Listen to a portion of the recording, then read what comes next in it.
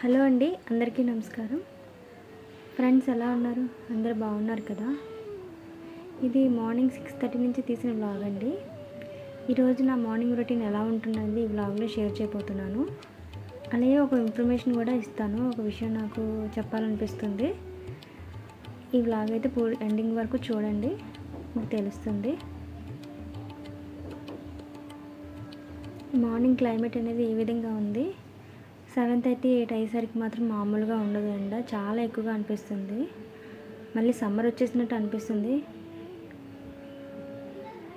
పావురాలు మాత్రం మాకు చాలా ఎక్కువ ఉంటాయండి. ఇవి చూడండి, నా ఎదురుగుండా ఎలా వస్తుందో భయం లేకుండా. భయపడి పారిపోతాయి కానీ ఇది పరిగెట్టట్లేదు, అక్కడే ఉంటుంది. నా వెనకమాలే తిరుగుతుంది అన్నమాట.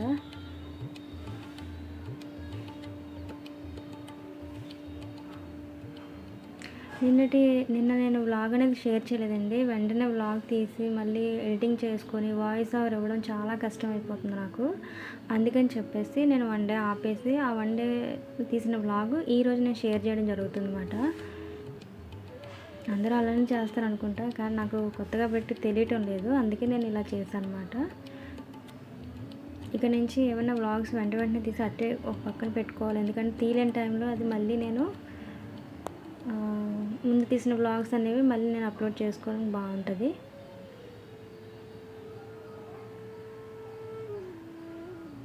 ఇక్కడ మా అన్నయ్య డ్యూటీకి వెళ్ళిపోయిన తర్వాత నేనేమో ఇల్లు అనేది క్లీన్ చేసుకుంటున్నానండి, సర్దుకోవడం.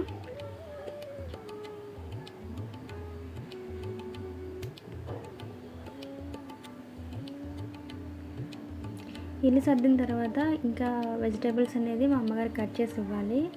ఒక్కొక్కసారి అయితే నేను కుకింగ్ చేస్తానండి, లేకపోతే అమ్మ చేస్తారు.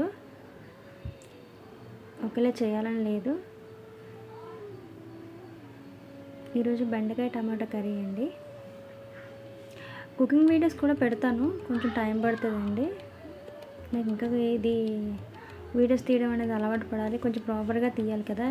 కుకింగ్ వీడియోస్ చెప్పాలి, ఏంటంటే అవి వాటి గురించి ఎక్స్ప్లెయిన్ చేయాలి కదా.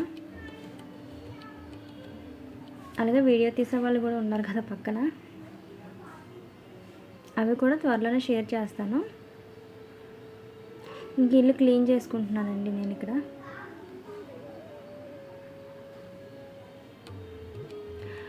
వెజిటేబుల్ తీసుకురావడానికి బయటకు వెళ్ళాను. బయటకంటే మార్కెట్కి ఏమీ వెళ్ళలేదండి. కిందన వెజిటేబుల్ ఒక ఆవిడ తీసుకొస్తారు, అంటే డైలీ ఎవరో ఒకరు వస్తూ ఉంటారు ఈ వీధిలోని. అక్కడ ఆవిడ దగ్గర నేను కాయగూరలు అనేవి, టమాటోస్ ప్లస్ బెండకాయలు, నిమ్మకాయలు, ఆకాకరకాయ ఇలాంటి ఒక 3-4 ఐటమ్స్ తీసుకున్నాను. అవి ఫ్రిడ్జ్లో సర్దేసుకుంటున్నాను అనమాట.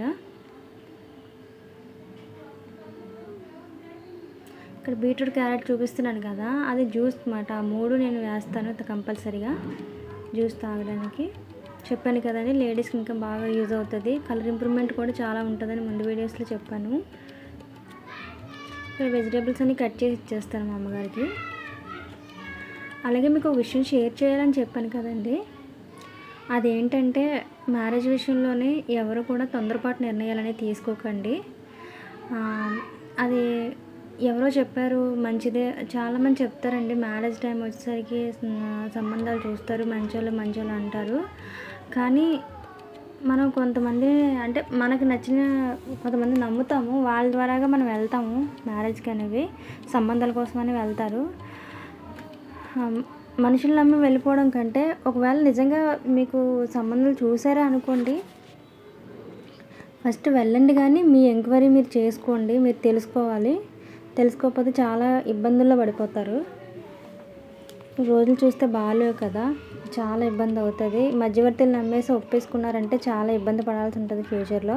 కాబట్టి మీ పేరెంట్స్గా ఏం చేస్తారంటే, మీ పిల్లల గురించి మీకే తెలుస్తుంది, వాళ్ళు ఎలా ఉంటున్నారు, వాళ్ళ బిహేవియర్ ఏంటో మీకే తెలుస్తుంది. కాబట్టి దాన్ని బట్టి మీరు ఒక సంబంధాలు అనేది పేరెంట్స్గా మీరు నిర్ణయం తీసుకోవాలి. అలాగే చేసుకోబోయే వాళ్ళు కూడా ఆలోచించుకోవాలి, నాకు ఇలాంటి అమ్మాయి కావాలి, ఇలా ఉండాలన్నట్టుగా మీ పేరెంట్స్కి చెప్పండి, మొగమాటం లేకుండా.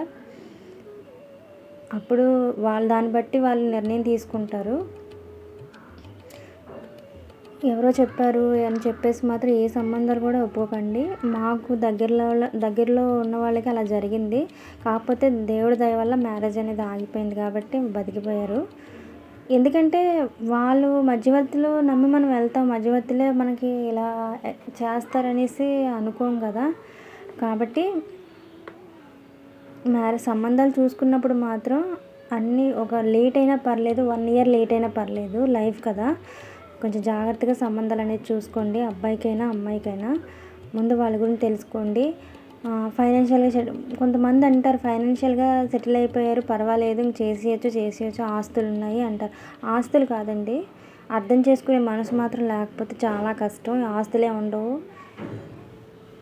ఉంటాయి, పోతాయి కాబట్టి మీరు మాత్రం మంచి వ్యక్తి అయి ఉండాలండి. మంచిగా ఉండాలి. అప్పుడే అంటే అండర్‌స్టాండింగ్ ఉండాలి. ఒకళ్ళని ఒకళ్ళు అర్థం చేసుకునేటట్టుగా ఉండాలి. మనం చెప్పే మాట వాళ్ళకి అర్థమవుతుందో లేదో చూసుకోవాలండి ఫస్ట్. లేకపోతే చాలా ఇబ్బంది పడాల్సిన పరిస్థితి వస్తది. ఇప్పుడు డబ్బున్నంత మాత్రాన మనశ్శాంతి లేకపోతే ఏమీ చేయలేము. తర్వాత ఉన్నా లేకపోయినా ఒకేటట్టుగా ఉండాలి.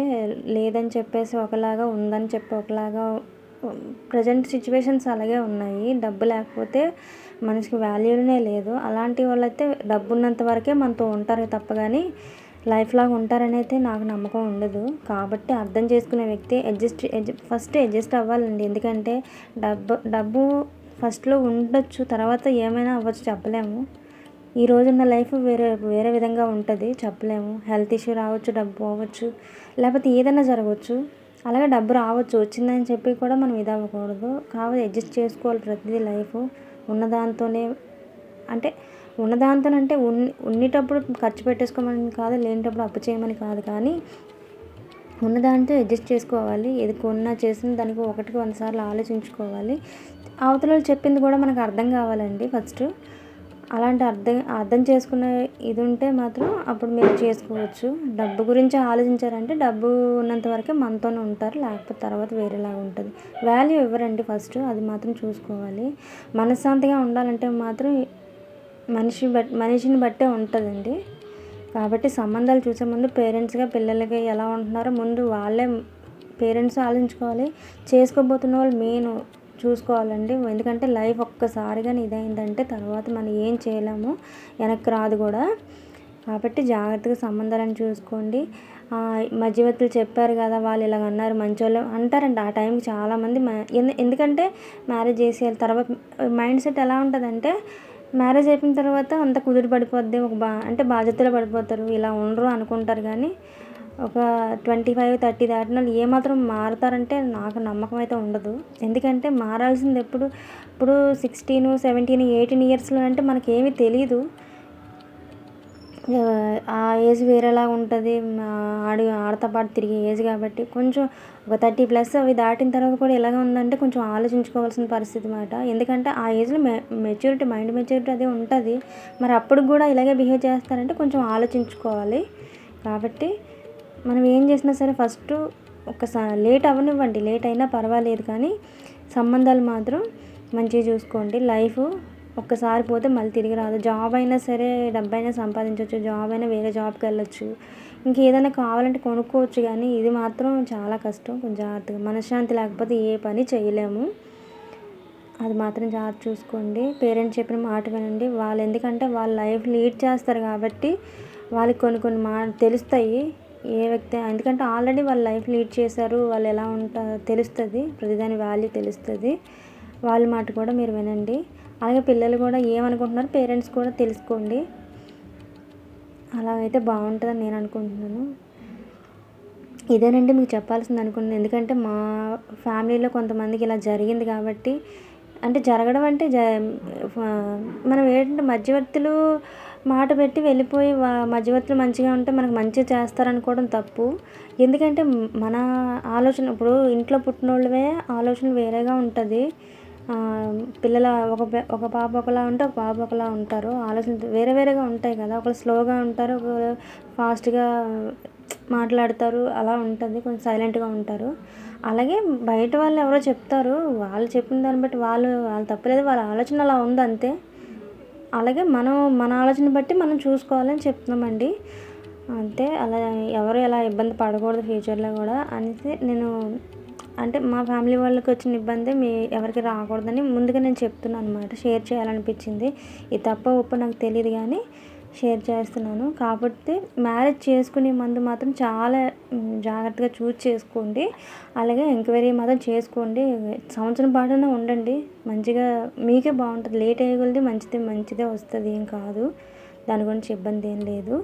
ఇక్కడ అనేది బెండకాయలు కట్ చేసి ఇచ్చాను కదా, కర్రీ అనేది ఇక చూడండి ఆ విధంగా ఉంది.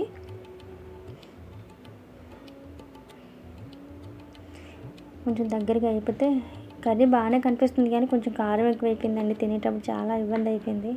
కానీ నేను కర్రీస్లో కారం ఎక్కువైనా వెంటనే పెరుగును కర్రీ కలుపుని తింటాను. నాకు అది చిన్నప్పటి నుంచి అలవాటు మాట. మా ఫాదర్ అలవాటు చేశారు నాకు అలాగా. అదిగోండి నేను ఇక్కడ బెండకాయ టమాటా కర్రీ వేసుకొని ఆమ్లెట్ ఒకటి వేసుకున్నాను. ఇది మధ్యాహ్నం లంచ్ మాట.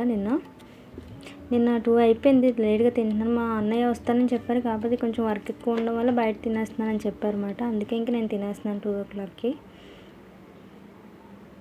ఫ్రెండ్స్, ఒక మాట అయితే, మన వ్లాగ్స్ నచ్చితే ఒక లైక్ అయితే ఇవ్వండి. అలాగే సబ్స్క్రైబ్ చేసుకోండి. మన ఛానల్ కూడా సపోర్ట్ చేయండి. మీరు మన ఛానల్ సపోర్ట్ చేస్తే ఇంకా కొంతమందికి రీచ్ అవుద్ది. అలాగే నాకు కూడా సపోర్ట్ చేసినట్టు ఉంటుంది. అలాగే ఎలాంటి వ్లాగ్స్ చేయాలో కూడా మీ కామెంట్స్ ద్వారా తెలియచేయండి. నాకు తెలిసినవి అయితే మీకు కంపల్సరీగా చెప్తాను.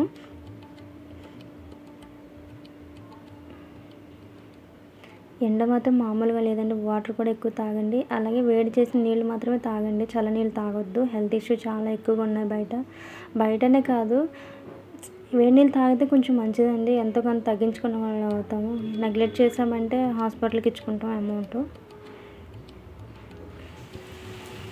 వ్లాగ్ నచ్చితే ఒక లైక్ అయితే ఇవ్వండి. Thank you for watching. Bye అండి.